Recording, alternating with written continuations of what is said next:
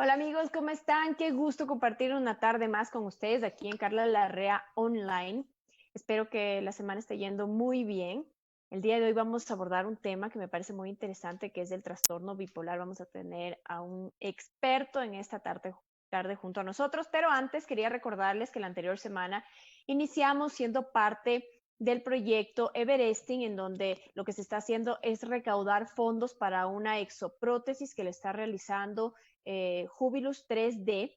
Y es por esto que un ultramaratonista, súper buen muchacho y además de eso un excelente deportista, subió 15 veces las antenas del Pichincha para poder cumplir con este reto y conseguir los fondos. Sigue abierta la plataforma para que ustedes puedan donar.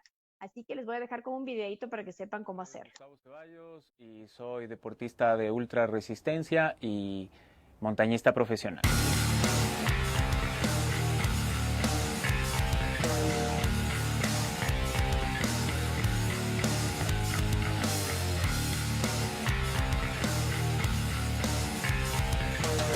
La verdad es que este año tenía pensado y planeado subir al Everest sin oxígeno y sin Sherpas, pero bueno, las cosas cambiaron y la pandemia un poco pospuso todo. Siguiendo la misma línea del proyecto, me he planteado subir y hacer un Everesting a pie en el Ecuador, el primer Everesting a pie en el Ecuador. El Everesting consiste básicamente en subir la misma altura del Everest, que son 8.848 metros de desnivel positivo, en una sola actividad, en una sola cuesta y non-stop. ¿Eso qué quiere decir? Básicamente que uno escoge una cuesta y la hace muchas veces hasta completar la altura del Monte Everest en metros positivos, no en distancia, en metros positivos.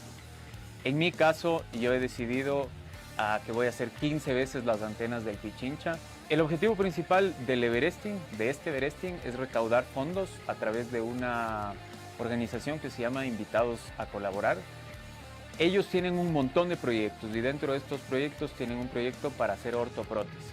Nosotros lo que queremos hacer es levantar recursos económicos para poder apoyar a familias de escasos recursos y poderles entregar estas ortoprótesis y que tanto niños y niñas que reciban la ortoprótesis puedan tener una mejor calidad de vida. Invitados a Colaborar, que es la organización con la que estamos trabajando, tiene una plataforma de donación. El dinero va directamente a ellos. Nosotros no somos intermediarios ni recibimos $1 de la gente. La idea es que en el transcurso del reto se va a abrir la donación y la gente puede acceder a esta plataforma e ir sumando. La idea también, y a lo que les invito a todos, es que ayuden a compartir esto, que cuenten, a que más gente se sume, porque mientras más gente sepa de esto, más gente va a poder ayudar y aportar en este sueño.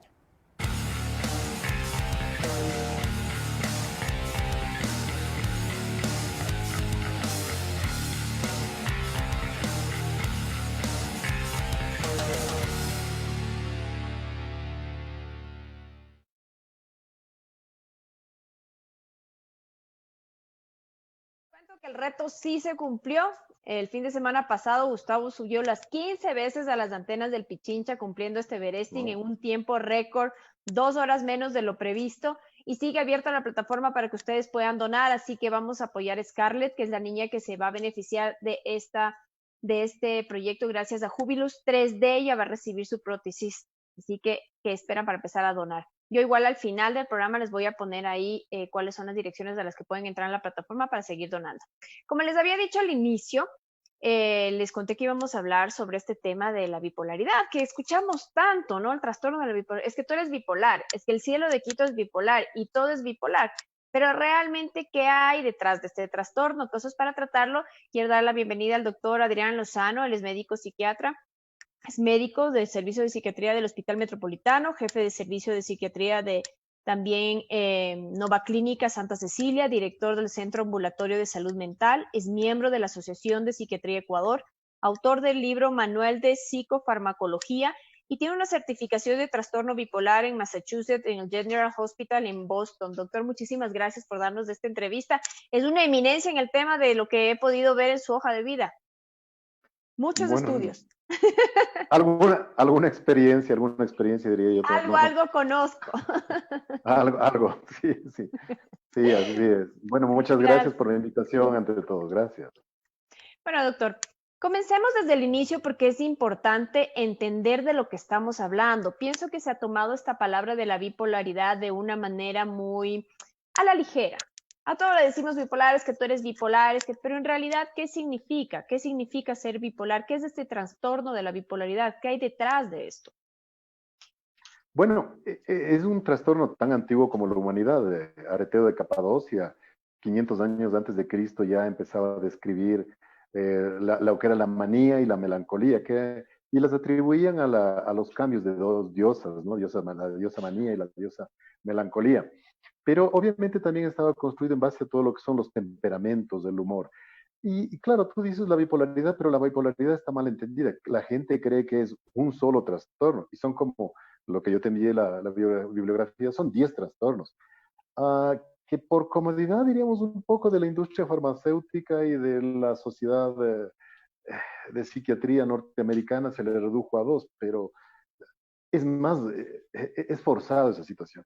Y claro, se conoce como bipolaridad simplemente la psicosis maníaco-depresiva. Se desconoce la ciclotimia, se desconoce la hipertimia, se desconoce la distimia. Todas estas son variantes del espectro bipolar, que así se lo llama. Y la gente, claro, confunde mucho la bipolaridad con lo que realmente deberían decir, estás neurótico. Claro que neurótico ya no es un tema de moda, porque el decirte neurótico estuvo bien para toda la juventud de los años 70 y 80, en que la neurosis todavía existía en los libros, ahora se le quitó y que ha sido penosamente quitada más bien por la industria farmacéutica que nos ha condicionado a aceptar cuestiones químicas del cerebro para tratar con químicos del cerebro y que, bueno, hace que simplemente como no entienden muy a fondo la espiritualidad del ser humano, la mente del ser humano, entonces se reduce mucho a una parte química y ahí ha venido el error. Se ha sobredimensionado por ciertos intereses, incluso económicos, el diagnóstico de bipolaridad, cuando en realidad por detrás somos, digamos, neuróticos, malgenios, inestables, fruto de muchas circunstancias de crianza, de genes, de situaciones adversas de la vida, ¿no? Pero en general, cuando hablamos de bipolaridad, estamos hablando de 10 variedades de trastornos de bipolaridad. Es decir, que tenemos 10 diferentes maneras de que se exprese este tipo de trastorno dentro del espectro bipolar. Desde la pequeña euforia, una euforia, porque viene, pongamos hacia arriba, los trastornos que van hacia arriba son euforia, que estás muy feliz, muy contento, muy alegre, casi todo el tiempo, viene la hipertimia, en la que siempre estás, qué sé yo, queriendo ser el centro de atención, quieres conquistar un país, quieres ser, qué sé yo, presidente de por vida de un país, o sea, tienes esos atributos. Luego te viene la hipomanía. En la hipomanía, en cambio, son personas ya exageradamente eufóricas, que duermen poco, no se sienten bien, que siempre están a la moda, que generalmente al año cambian 2, 3 veces de carro y que hacen negocios fabulosos, fantásticos y asimismo después tienen quiebras terribles. Y finalmente está la manía que es un estado psicótico en el cual ya el paciente cree que es enviado de Dios, que tiene poderes, que escucha las voces de los dioses griegos, que tiene capacidades ilimitadas, que es hijo de Rockefeller, o sea, ya es un componente psicótico que está fuera de sí. Y por eso dentro de este contexto, en cuanto a la parte de tipo depresiva, en cambio, en cuanto a la parte eufórica, perdón. En cuanto a la parte depresiva, tienes la distimia, que es un estado en el que estás triste, mal genio, todo te parece mal, nada es agradable, y tienes momentos en los que haces una depresión severa. Y dentro de estas depresiones tienes la leve en la que estás llorando, estás medio triste, pero mal o bien sigues trabajando. Luego tienes la moderada en la que empiezan a aparecer ideas de mejor sería morirme, desaparecer. Luego viene la severa, que es en la cual ya no quieres ir a trabajar, ya te sientes agobiado, estás quedado en tu casa, lloras todo el tiempo, estás triste, con ideas de matarte, pero en forma. Luego viene la siguiente, que es ya la tentativa suicida, en que requiere una hospitalización. Y finalmente también llegas a un estado psicótico, en el que empiezas a oír voces, a ver visiones y a sentir cosas que no existen en la realidad, que va creando tu cerebro.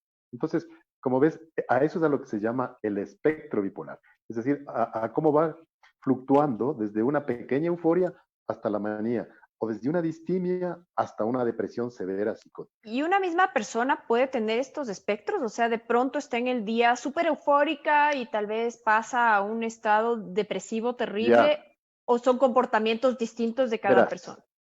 Te voy a explicar así de esta manera, más bien desglosadita. Primero nosotros tenemos que entender que todo, existen las emociones, que son una serie de elementos externos a nosotros que generan una respuesta afectiva, una respuesta conductual de momento.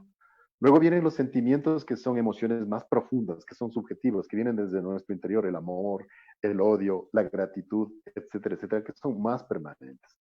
Entonces, ahora tenemos que entender lo siguiente.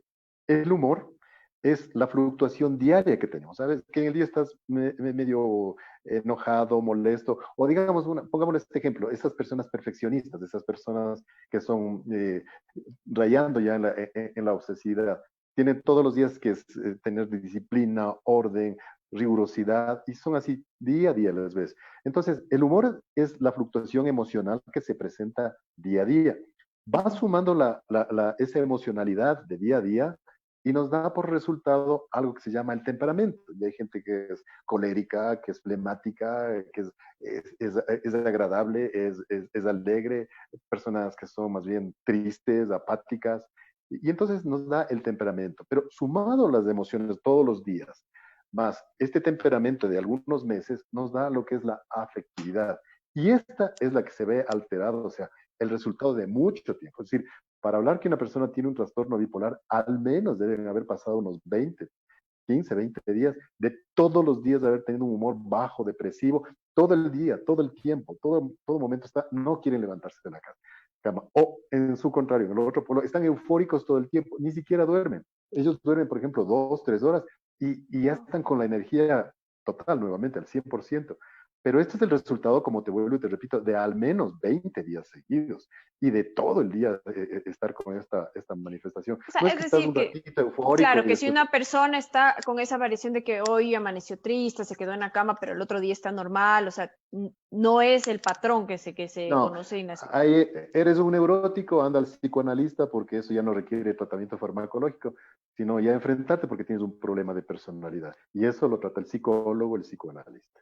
Y eso Ahora, generalmente a veces se puede ver a traumas, a situaciones de infancia. En cuando cambio, con la hablamos de que bipolaridad hay más carga genética. Cuando hablamos de que hay un momento en la bipolaridad donde tú empiezas a escuchar voces, empiezas a generar ya otro tipo de síntomas, ¿esto no se podría confundir con esquizofrenia? Claro que sí, y de hecho existe dentro de la bipolaridad el trastorno bipolar 4, que es el que se llama esquizoafectivo. En la cuarta variedad comparte mixtura de bipolaridad con esquizofrenia. Se da esa posibilidad, existe. Ahora, ¿en qué consiste la situación? La diferencia es que la esquizofrenia no es una enfermedad de la emocionalidad, sino de la intelectualidad. Es como si de pronto llegaste a un retardo mental. Te da todo igual, o sea, no respondes, no puedes estudiar, no puedes aprender.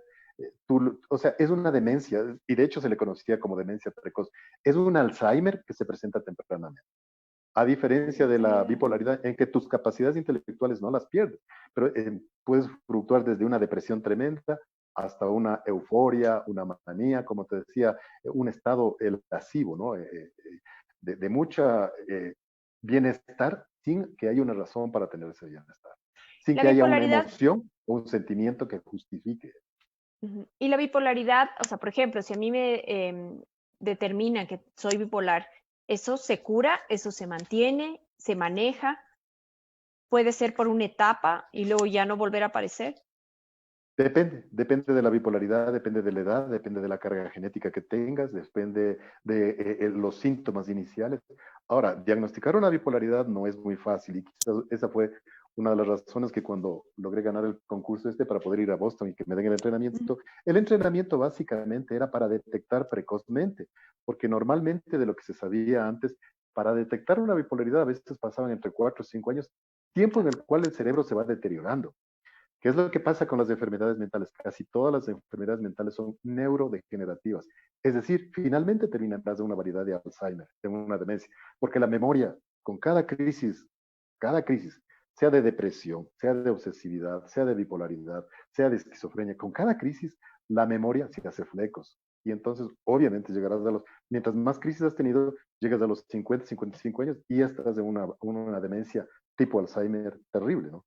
Que también se da en el Parkinson, que también se da en los alcohólicos, porque deterioran o se destruyen el cerebro. Las Es decir, enfermedades que detrás de mentales la no tratadas, bipolaridad hay una destrucción cerebral.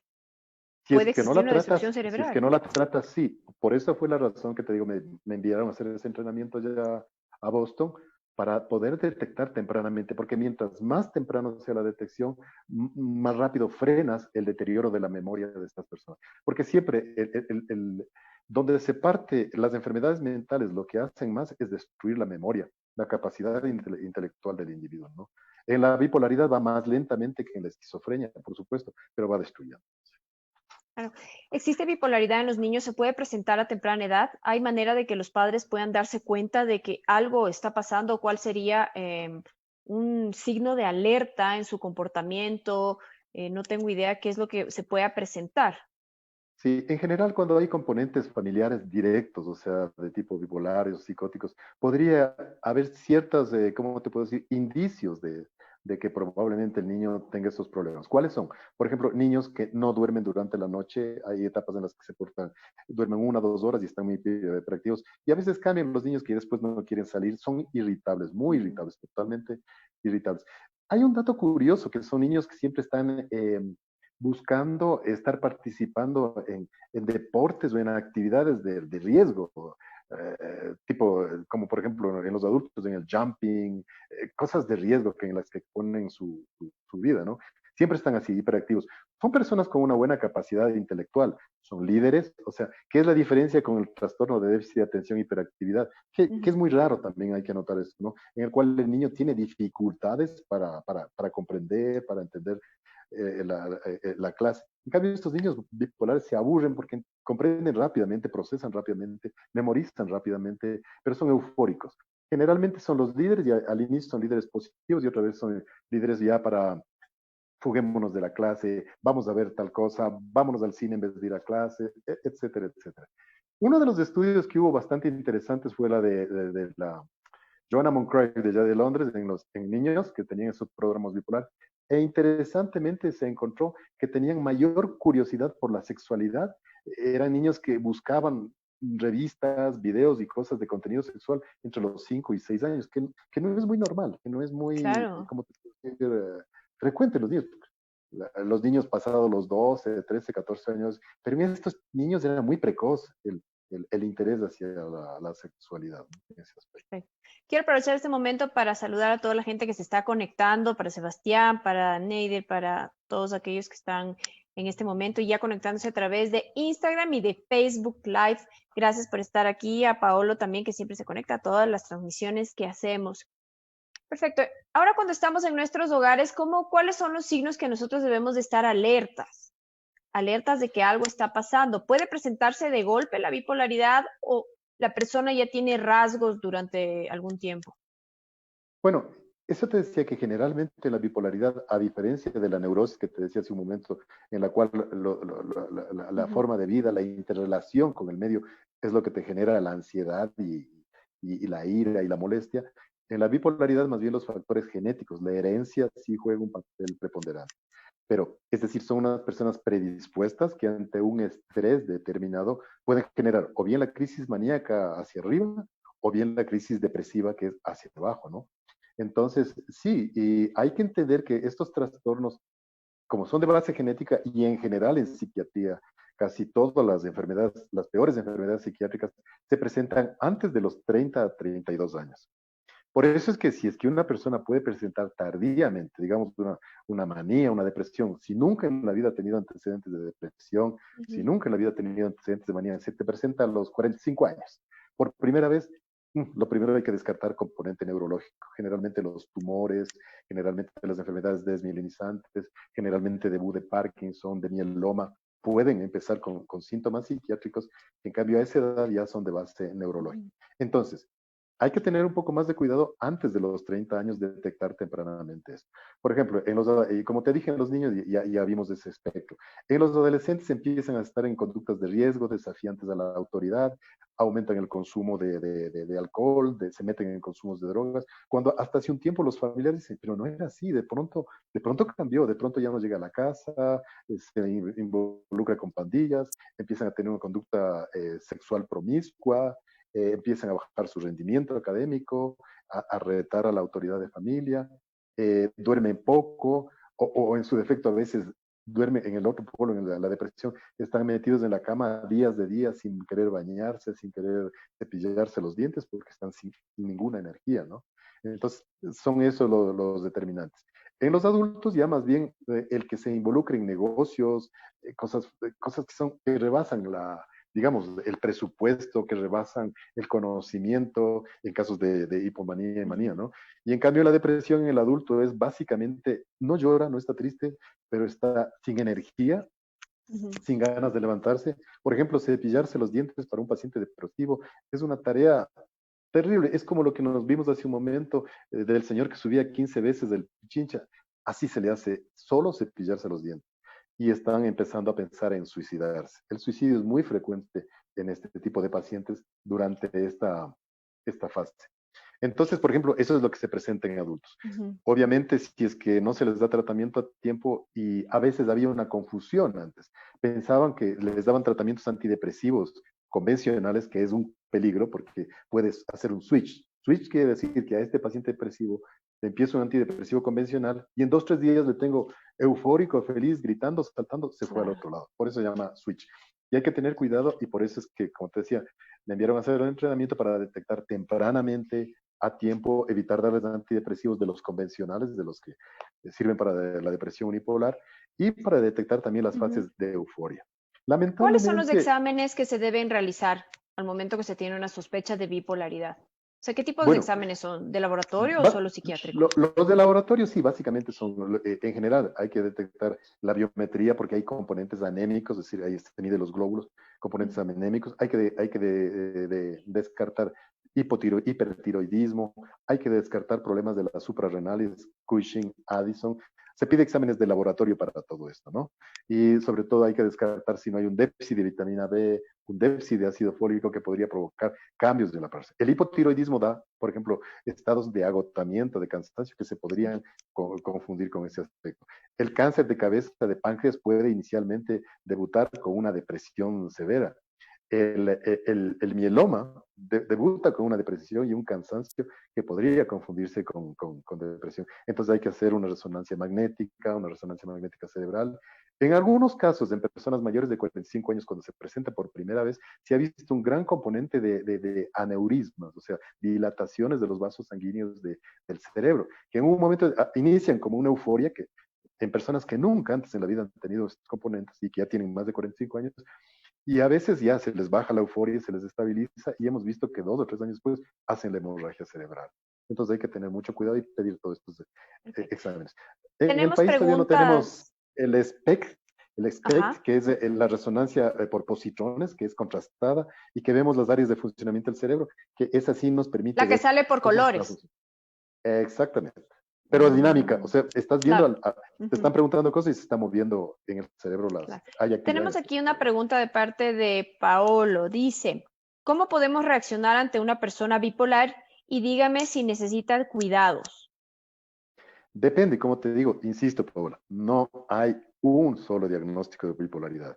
Son 10 diagnósticos, desde el hipertímico, el ciclotímico, por ejemplo, un bipolar que se genera una variedad de bipolaridad baja es en aquellos pacientes y se conoce como la bipolaridad número 5. Es aquellas que se pegan los tragos y hacen tontería y media, se vuelven roñosos, peliones, se meten en problemas. Entonces, es lo que se dice la embriaguez atípica que se conocía antes y que ahora se conoce que es un predisponente de una variedad de bipolaridad, que solo se presenta bajo el consumo de alcohol. O sea, que Es el el típico que típico dicen es un amigo, no ángel, le pero se pega invitarás. los tragos y es una bestia. Sí, no le invitarás a la casa porque rompe, patea, hace tonteras, se Pero si confunde, o sea, sabemos que ya una persona es bipolar, ¿debemos tener algún tipo de cuidado? No sé si las personas bipolares deben evitar, por ejemplo, situaciones de estrés, de peleas, o tenemos que tener algún ya, manejo específico para que esta persona no perfecto. llegue a tener picos o depresiones. Dentro de lo tremendamente biologista que es la escuela norteamericana, porque en Estados Unidos todo se arregla con tabletas. Estás deprimido, toma Prozac. No tienes deseo sexual, toma Viagra. Qué sé yo, estás con demencia, ponte los parches. Todo arreglan con médicos. Pero siendo que son así tan biologistas los norteamericanos, en el único trastorno que recomiendan de entrada acompañamiento psicológico es en las diferentes variedades de bipolaridad. ¿Por qué? Ok. Porque son más susceptibles al estrés. Un divorcio o una separación, una pelea con el novio, podría ser que en esa persona dispare hacia la depresión o hacia la manía. Lamentablemente, los estudios dicen que los bipolares durante los primeros años pueden tener fases eufóricas, que se sienten felices de la vida, no se sienten como dioses. Pero lamentablemente los estudios demuestran que el 95% de la vida de estas personas la pasan en depresión. O sea, terrible, ¿no? Sin levantarte de tu cama, sin bañarte.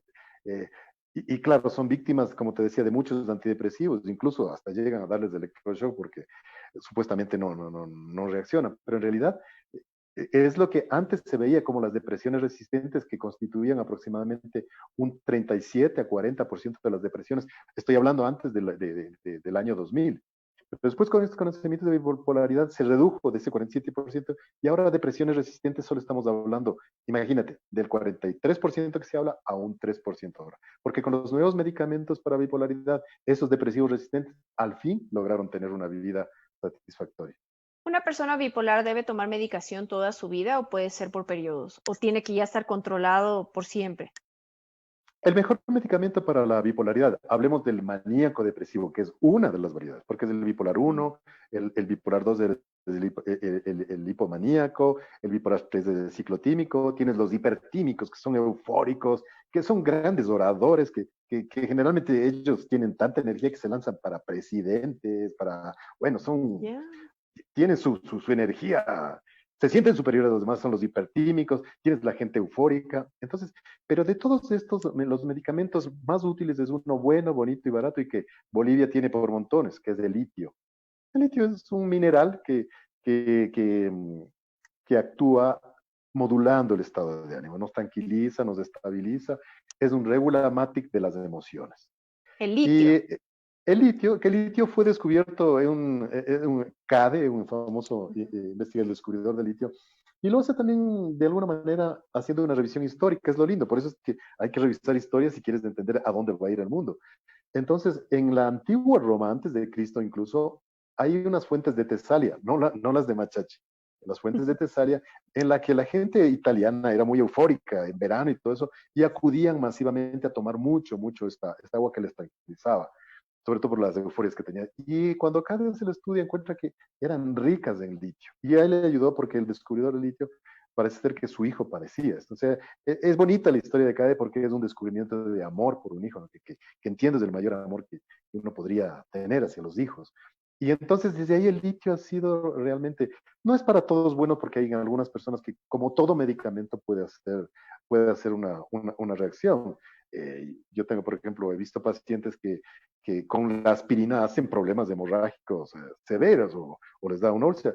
Aspirina que a la mayoría de nosotros no nos pasa nada. Pero entonces, el litio ha sido por antonomasia el medicamento de primer orden para la bipolaridad. Y sigue Yo me siendo imagino que el bueno, litio bonito y y barato. barato. Del litio debe Claro, ser recetado por un médico de acuerdo, me imagino, a tu peso, a tu necesidad, no sé, porque, claro, muchas veces escuchamos magnesio y todo el mundo corre a comprar magnesio y se empiezan a tomar magnesio y claro. litio y Aquí, corren a comprar litio. sí, aquí vale la pena hacer un paréntesis, aunque te estoy sacando las preguntas que debías de hacerme. Pero bueno, vale la pena de litio hablar lo siguiente. La gente, hay especuladores, y hablar así claramente, hay colegas especuladores que te hacen hacer una prueba de litio, anda a hacerte litio, y obviamente Ajá, nosotros en el interior no tenemos litio. Y te dicen, es que te falta litio, y para colmo te ajá. ponen hasta ampollas de litio. Cuando el litio viene en tabletas es súper barato porque está en la naturaleza, entonces le das la forma de tableta, le esterilizas y te tomas. Te cuesta, creo, 3 centavos cada tableta de litio. Con 9 centavos te tratas de Ujú. eh, la bipolaridad. Pero lo importante es entender que cuando nosotros mandamos a hacer una medición del litio, es en aquellos pacientes que ya están tomando litio. Es decir, para medir qué cantidad de litio hemos dado al paciente y para guiarnos, porque el espectro, la ventana entre lo terapéutico y lo tóxico es bien chiquita. Es de Ok. 0.8 miliosmoles por litro a 1.2 máximo lo que debería llegar. Entonces hay que estar midiendo el litio. Pero de ahí en general nosotros tenemos trazas de litio en el organismo y eso hay que estar claros. Porque mucha gente dice, la bipolaridad es falta de litio. No, es lo mismo que decir, el dolor de cabeza es por la falta de aspirina. No tiene nada que ver. Pueden ser por diferentes cosas. Entonces, lo importante es que el público en general no se deje estafar por esos aprovechadores que hay, ¿no? Y que de alguna manera intentan enriquecerse del sufrimiento ajeno. Yo tengo una consulta. ¿La bipolaridad puede llegar a convertirse en algo que no te permita trabajar, que no te permita tener una vida normal y que te conviertas en una persona a la que tienes que cuidar, mantener en una casa o tal vez en un hospital psiquiátrico, dependiendo de la gravedad del caso, puede volverse inhabilitante para el paciente? De hecho, sí. Y revisemos históricamente. Uno de los mayores personajes bipolares es Ernest Hemingway. Y tú sí sabes qué le pasó a Ernest Hemingway en los últimos días antes de suicidarse. Estaba en una depresión tal, no salía, y en ese entonces los médicos lo único que tenían era el electroshock. Al pobre le hicieron 20 sesiones de electroshock, que es monstruoso, es terrible. En una semana salió, pero igual no salió de la depresión. Volvieron a meterle otra semana más a hacerle electroshock porque ya no respondía a nada. Estaba sentado como un mueble, como un objeto ahí sentado, no se levantaba, no hacía nada, hasta que finalmente decidió suicidarse. La mayoría de ellos, Virginia Woolf, Alfonsina Storni, que por eso la canción Alfonsina y el mar, ¿no? Te vas a Alfonsina, la poetisa, tenemos Schumann, tenemos Van Gente Gogh, brillante, ¿no? sí que han terminado, la diferencia, que han terminado suicidándose o con una demencia que quedan como, ¿qué te digo? Como un guiñapo sentados y que no se levantan. Pero ahora, por suerte, por eso hay el tratamiento. Entonces, la vida antes del descubrimiento de CADE, el promedio de vida de un bipolar antes de que se suicide eran de 40 a 42 años. Y peor si el bipolar osa tomar alcohol. Un bipolar jamás debería tomar alcohol, jamás debería probar una droga, ni marihuana, jamás, ni cafeína, jamás. Al menos si quieres vivir largo Ni y con tu cafeína. mente, claro. No, tienen que evitar todo lo que pueda cambiar la química del cerebro. Entonces, afortunadamente ahora con los nuevos tratamientos, el promedio de vida de un bipolar llega tranquilamente a los 70, 75 años con bastante buen nivel de memoria, ¿no? De capacidad intelectual. Dependiendo, por supuesto, de qué tan fuerte sea la bipolaridad, de qué tan alta sea la bipolaridad o no. Los ciclotímicos son los que mejor llevan la bipolaridad. Son esas personas que tienen etapas que fluctúan, pero que son fluctuaciones de una semana. Pasan una semana medio eufóricas, de baja, están medio depresivos, que nunca llegan a querer suicidarse, pero tienen estas fluctuaciones importantes. ¿Cómo yo como persona puedo darme cuenta de que algo está pasando? Porque muchas veces puede ser que el resto no se dé cuenta, pero yo como ser humano, ¿cómo puedo darme cuenta de que algo está en desbalance y que necesito que un médico me chequee? Aquí es el problema de las enfermedades mentales, que el paciente no tiene la capacidad de darse cuenta porque el No cerebro te le das hace ver una cuenta. realidad. Es que el cerebro te hace ver una realidad y te hace creer que es cierto esa realidad. Por ejemplo, yo tengo un paciente que típicamente se sienta en mi consultorio, él ya pasó, porque verás, hay personas que son muy perfeccionistas y ahí pasa a la personalidad obsesiva, al trastorno obsesivo y cuando no se cura vas a la paranoia.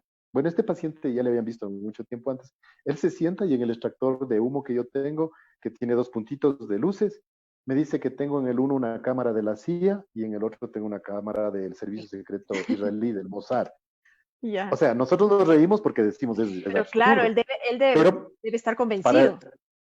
exactamente, ese es el punto. El cerebro de él le hace ver que eso es así y así es. Yo podía invitarle, aunque ni Dios quiera, al mismo Trump y al Benjamín Netanyahu a mi consultorio que le expliquen a mi paciente que no tengo y no les va a creer. No les va a creer. Entonces el cerebro ya cuando se transforma en eso, el cerebro se vuelve realmente el verdadero infierno del ser humano, ¿no? Porque te hace ver una realidad que no existe, que todos los demás se dan cuenta que no existe, pero él está seguro de que es así. Ese es el grave problema. Pero un indicador que todos debemos básicamente tenerle como el termómetro de que estamos bien o mal es el sueño. Si tú tienes Ok. problemas de que no estás durmiendo bien, te despiertas más temprano, te cuesta conciliar el sueño, duermes solo 3 o 4 horas, o duermes por el contrario demasiadas horas, algo va a pasarte a ti. O sea, puedes irte a una depresión, a una bipolaridad, puede ser el debut de una esquizofrenia, de una paranoia, el sueño, o puede ser un estrés crónico también, ¿no? Puede ser. Pero el sueño es el mejor termómetro de nuestra salud mental. Es decir, que si yo, por ejemplo, yo toda la vida he dormido bien y empiezo a tener problemas de que no duermo, me levanto, me despierto, no estoy tranquilo, no puedo. ya es, ¿qué deberíamos hacer ahí? ¿Hablar con un médico general? ¿Hablar con un psiquiatra, un psicólogo? ¿Qué es lo que se recomienda? Generalmente lo que sí es importante es primero acudir donde el médico general para que pueda hacer una evaluación, porque muchas veces podría ser que el sueño también, dependiendo de la variedad. Por ejemplo, te explico así rápidamente. Cuando tenemos dificultad para quedarnos dormidos, nos demoramos mucho, generalmente por detrás hay problemas de ansiedad. Cuando nos despertamos muchas veces en la noche, pero dormimos las 8 horas y tenemos episodios, más bien es un problema metabólico, es un problema orgánico. Y cuando te Metabólico. despiertas muy temprano, te despiertas, digamos que normalmente tú te despertabas a las 7 de la mañana y empiezas a despertarte 5 de la mañana, 4 de la mañana, es típico de insomnio de la depresión. En el bipolar obviamente duermen, como te digo, una hora y vuelven a tener la energía al 100%, seguir haciendo las cosas, trabajando, trabajando, y son obsesivos, se vuelven con lo que les gusta, el trabajo, las cosas, y no paran, no se detienen. Entonces O sea el que, sueño, por eso te digo, es el termómetro que nos indica que probablemente hay un problema cerebral claro, y al ser o personas que duermen una emocional. hora, el desgaste cerebral debe ser terrible porque no tienes el tiempo suficiente para que las neuronas y tu cuerpo haga el trabajo que tiene que hacer mientras descanse, sino todo el tiempo está en desgaste, desgaste, desgaste una hora y sigo con la misma energía y sigo desgastando el cerebro. Sí, no sé si les habrá pasado a ustedes. Bueno, yo también ya reconozco que ya soy viejito. Entonces, yo sí necesito dormir mis 8 horas y además de eso hago mi siesta una hora después del almuerzo, porque si no, no avanzo a atender a los pacientes de la tarde, porque me duermo o me agoto. Pero cuando por alguna razón, qué sé yo, alguna vez me acuerdo, por la enfermedad de mi hijo, me tocó estar en el hospital ahí con él, acompañándole y todo eso, y de ahí salía a trabajar, pues te juro que me sentía apaleado y no aguantaba. Pero hay otras personas que, yo no quiero decir quién, pero alguna vez vi un líder político mundial que yo en ese entonces tenía como 40 años, él cumplía 80 y estaba aquí, dio una conferencia, habló 3 horas seguidas, después fue a almorzar, almorzó, habló 2 horas más y en la tarde se jaló ¿Ya? 3 horas más. Yo era profesor en ese entonces de la UDLA y daba, cada día daba hora y cuarto de clase, pero terminaba con las justas y decía hora y cuarto agotado, Suficiente. cosa que yo les veía, decía, wow, y ese señor tiene 80, yo tengo 40, y dije, no, bueno, dije, qué barbaridad. Creo Algo que hay. mi espíritu está más viejo que el de un momento determinado. Doctor, tenemos Pero aquí otra claro, pregunta. Otra pregunta de la gente que nos está conectado en esta noche. Dice que si puede cambiar las personas que trabajan en la noche y hacerse bipolares, es decir, este cambio de sueño, aquellas personas que empiezan a trabajar por la noche y ya solo duermen en la mañana y no duermen lo mismo, ¿puede afectar esto? muy buena pregunta. Y no solamente es que te podría, en una persona predispuesta, a desarrollarte una crisis de bipolaridad, por supuesto que sí. Miren, los ritmos circadianos están dados de acuerdo a la presencia de la luz del sol o no. Entonces, en nuestro organismo, nuestro cerebro, la pituitaria y los demás elementos glandulares, o sea, la parte hormonal, es la que detecta y determina si la luz del sol estamos de día o no, y en la noche, y tenemos la fluctuación, es nuestro horario, nuestro reloj circadiano que más o menos para las 10 de la noche tiene que ir decayendo y a dormir. Y más o menos los mayores cambios positivos, hablando desde el punto de vista químico para el ser humano, para el cerebro, se dan entre las 10 de la noche y las 2 de la mañana. Ahí es el mejor sueño que podemos tener porque la Buenísimo. hormona del crecimiento, toda la acetilcolina que está vinculada a la memoria, la serotonina, todos estos que son positivos para el cerebro hacen un recambio en ese momento, pero tienes que estar dormido para que se dé el recambio. Lamentablemente por la presencia de la luz eléctrica que tenemos ahora, hemos prolongado nuestros momentos de estar despierto Ujú. y por eso es que actualmente, incluso un estudio que se hizo ya en California, recuerdo, que decía que ahora estamos viendo personas con Alzheimer de 45, 47 años que no se veía antes. Por Y la falta de parece ser que sueño. está exactamente. Yo tuve un caso, recuerdo, de un famoso arquitecto que él tuvo la mala costumbre toda la vida de trabajar a la madrugada. Él trabajaba desde las 11 de la noche hasta las 5 de la mañana y dormía desde 6 de la mañana hasta las 11 de la mañana. Entonces, él lamentablemente hizo un Alzheimer brutal a los 50 años, no logró Wow. vivir año y medio porque se deterioró rápidamente. Y era un hombre que no fumaba, no tomaba, salía a hacer un poco de ejercicio, pero sus horarios de sueño nunca fueron buenos porque él adoraba trabajar y ya se acostumbró. Pero mira el grave perjuicio que se hizo él. Entonces, claro, las personas que son guardias de seguridad, por ejemplo, que trabajan la noche, tienen más tendencia a depresión, a alcoholismo, a ideación suicidas, es decir, cambia totalmente, a pérdida de memoria, que es importante, a dificultades en la concentración, y si tienen una predisposición bipolar, van a hacer una crisis, por supuesto. Tenemos otra pregunta, nos dice Johnny Suárez, nos dice, ¿los trastornos del sueño se puede decir que afectan celular o neuronalmente? Porque al final pueden tener efectos físicos y psicológicos. Por supuesto, o sea, el no dormir, o sea, eh, el dormir, o sea, los placeres básicos, digamos, o que nos estabilizan son el sueño, la alimentación, la sexualidad, que son, digamos, parte de nuestra naturaleza. Pero intenta una persona evitarle que duerma, va a tener alteraciones de tipo neuroquímica que Ujú. finalmente van a producir daño neuronal. Es decir, tiene los dos componentes. En sí mismo el sueño no es un trastorno, el sueño es un síntoma más detrás del cual puede haber una enfermedad. Por ejemplo, la fiebre es solo un síntoma, no te van a diagnosticar diagnóstico fiebre, no, porque puede ser que el diagnóstico sea amigdalitis que te da fiebre, el diagnóstico puede ser una infección de vías urinarias que te da fiebre. Entonces, el insomnio o la hipersomnia pueden ser a su vez simplemente síntomas por detrás de los cuales están muchos trastornos, tanto físicos como psicológicos. Y sí, la falta de sueño produce deterioro neuronal, por supuesto que sí. De hecho, los pacientes con Alzheimer se ha visto en cortes que se han hecho ya en Boston, se encontró que básicamente son personas que dormían en promedio menos de 4 a 5 horas diarias y que se vio que los 2 últimos años antes de que debute el Alzheimer dormían en promedio 1 a 2 horas. Entonces, imagínate lo importante que es el sueño, ¿no? Es decir, ya produjo el insomnio deterioro neuronal, químico, que ya no se corrige lamentablemente en el caso del Alzheimer, ¿no?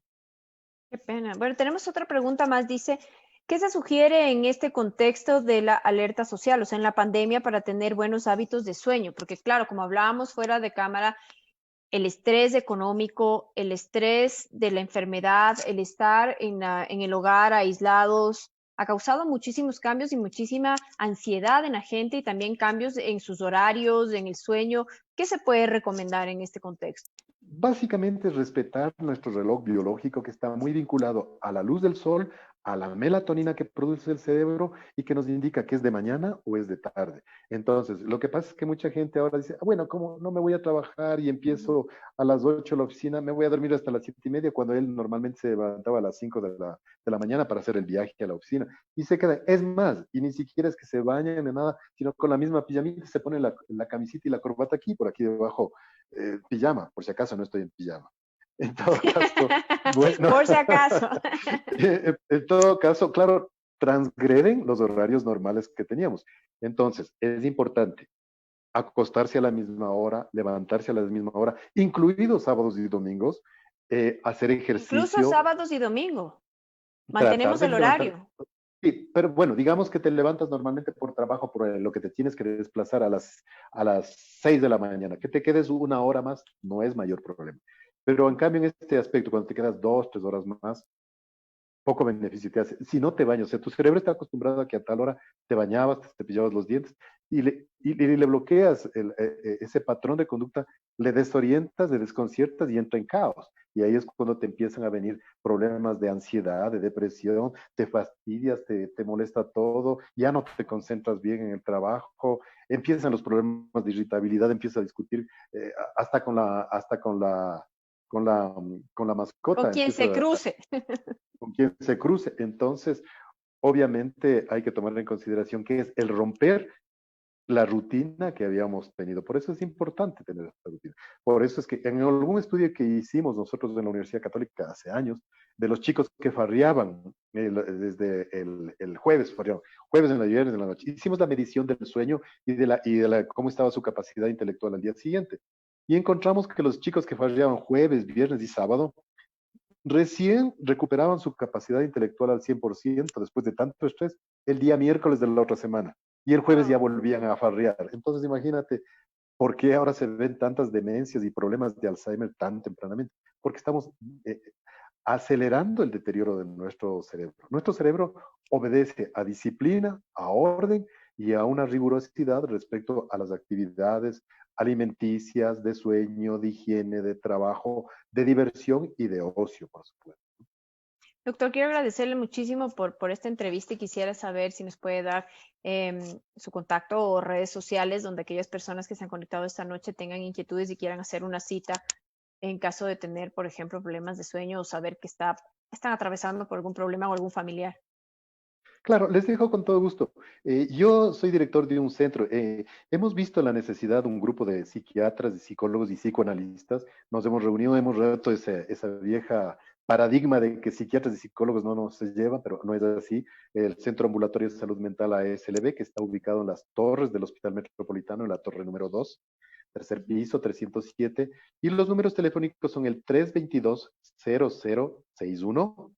Repito, 322-0061, 322-0054, en el que ofrecemos una atención amplia, dentro de los cuales, por ejemplo, lo que tú me acabas de decir, en personas que tienen insomnio crónico, se les hace, el neuropsicólogo, que es parte del equipo, hace un mapeo de qué tanto se te ha afectado tu capacidad intelectual, tu memoria, y a la vez te hace las terapias Ujú. necesarias para eso. Hay la evaluación que está a cargo de nuestra psicóloga, que hace las pruebas psicométricas para determinar si tienes bipolaridad, ansiedad, depresión, paranoia, etcétera, etcétera.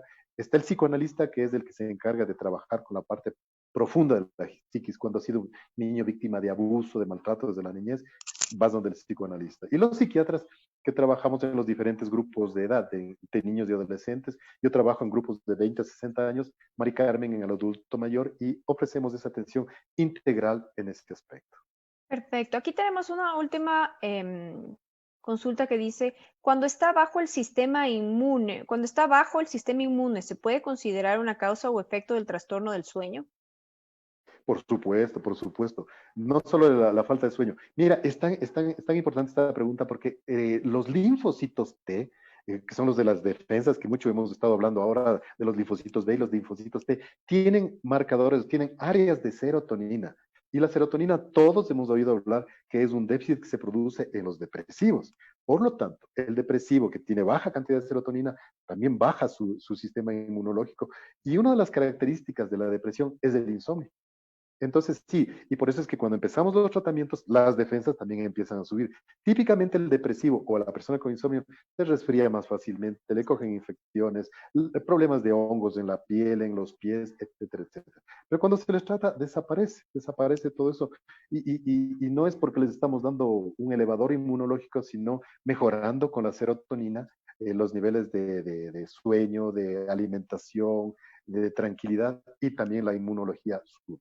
Por eso es que en esta etapa también vimos que pacientes depresivos, recuerden, dentro de los de riesgo, era uno de los riesgos para mayor problemas, o sea, para mayor deterioro con el COVID, ¿no?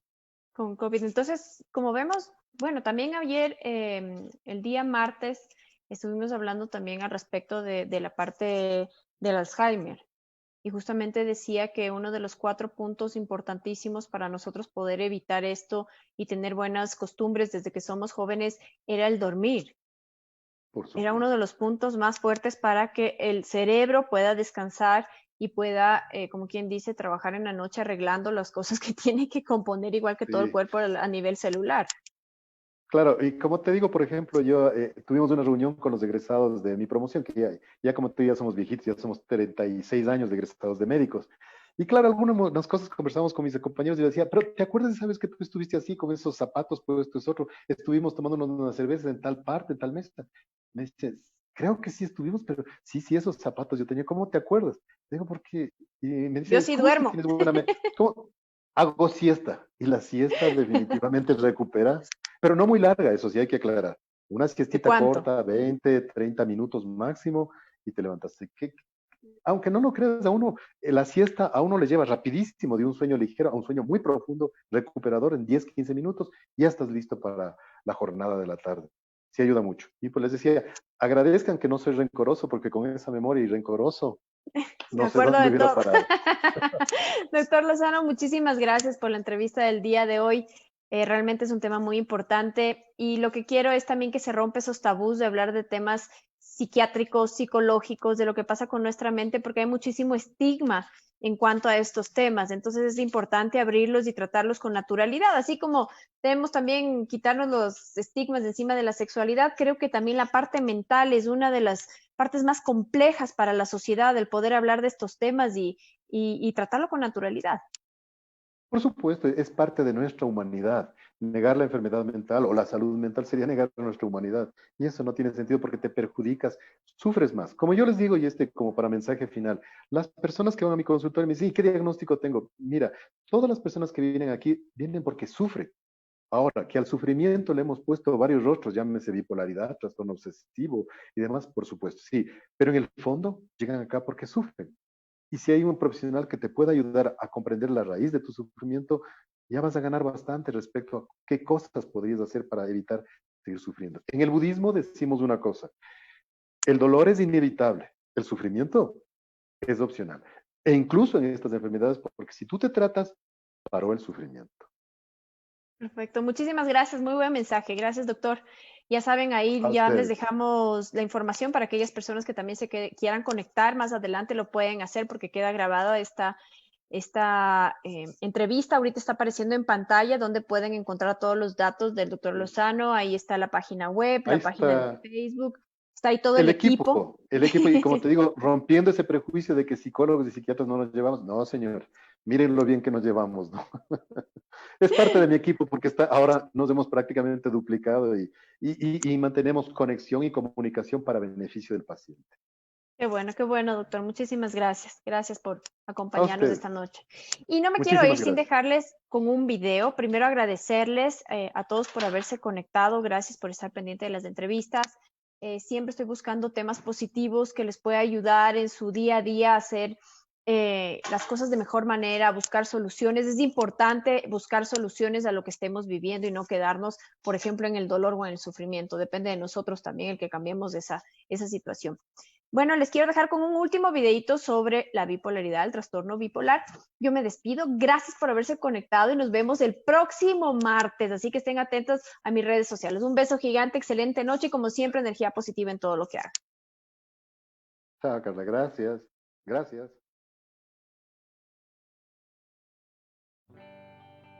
Hola, soy Bruno. Después de haber normalizado mi vida, sigo realizando el grupo de autoayuda en Assam y trabajando en el laboratorio en el que reanudé mi carrera laboral, donde todos conocen mi enfermedad y me apoyan. Hola, Bruno.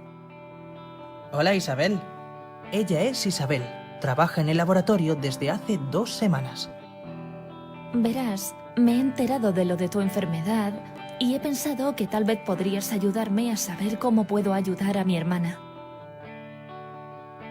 A la salida del trabajo, Isabel me cuenta el problema que está teniendo su hermana Usue, a quien le han diagnosticado trastorno bipolar. Y se pasaba todo el día hablando muy deprisa, pasando de un tema a otro sin razón. Durante varios días apenas tenía la necesidad de dormir. Iba y venía sin apenas descansar. Empezó a hacer compras de manera compulsiva sin controlar lo que gastaba, y yo tenía que ir después a devolver algunas cosas. Cuando conversábamos siempre se veía metida en grandes proyectos y negocios. Otras veces llegó a mostrarse muy agresiva conmigo.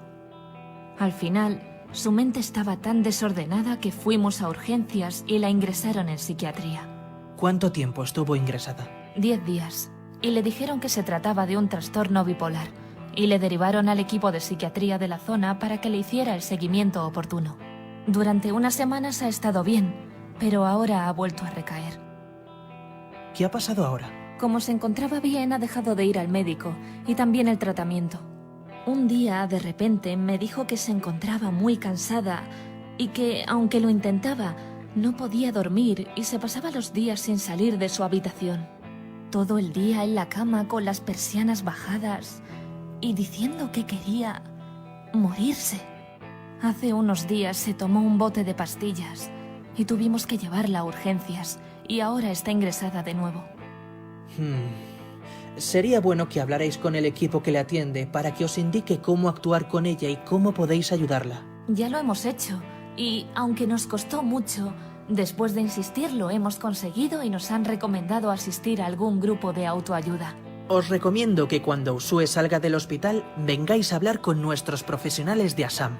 Ellos le enseñarán cómo cuidarse y os podrán explicar mejor en qué consiste su enfermedad y cómo prevenir recaídas. Por suerte, la familia de Isabel y Usue hizo caso y, cuando Usue pudo salir del hospital, fueron a conocer a Sam. En el centro no tardaron en interesarse por el caso de Usue y consiguieron que un psiquiatra y una enfermera fueran al club social de la asociación para hablar del trastorno bipolar. Fue una tarde muy provechosa. El trastorno bipolar no supone un deterioro funcional tan importante como otros trastornos mentales, pero la convivencia familiar puede ser más conflictiva. En los periodos de bajo ánimo o depresivos, el enfermo peligra por los intentos de suicidio, y en los de euforia o maníacos son los familiares y otras personas del entorno, así como el propio paciente, quienes pueden sufrir las consecuencias del trastorno. Por lo general, una persona que tiene un trastorno bipolar pierde el control de su estado de ánimo, pasando de una fase maníaca, es decir, de euforia desmesurada, a una depresión que puede durarle mucho tiempo sin justificación alguna.